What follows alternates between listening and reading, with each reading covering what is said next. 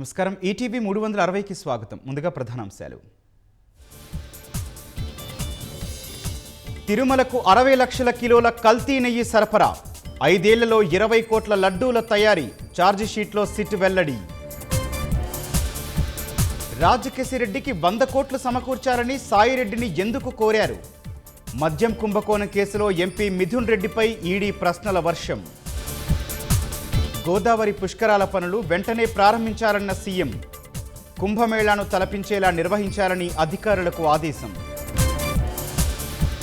నేడు చిత్తూరు జిల్లా నగరిలో ముఖ్యమంత్రి పర్యటన, స్వర్ణాంధ్ర స్వచ్ఛాంధ్ర కార్యక్రమంలో పాల్గొననున్న చంద్రబాబు. హంద్రీనీవా నుంచి సీమకు రికార్డు స్థాయిలో నీటి తరలింపు, 191 రోజుల్లో 40.31 టీఎంసీలను డ్రా చేసిన అధికారులు. నేటి నుంచి ఈ నెల 31 వరకు విశాఖ ఉత్సవ్, ప్రత్యేక ఆకర్షణగా నిలవనున్న భీమిలి బీచ్లో బోట్ రేస్.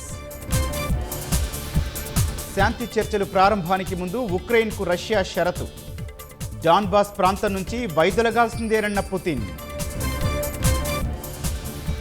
రెండో టీ20లో న్యూజిలాండ్పై భారత్ ఘన విజయం, బ్యాటింగ్లో అదరగొట్టిన ఇషాన్ కిషన్, సూర్యకుమార్.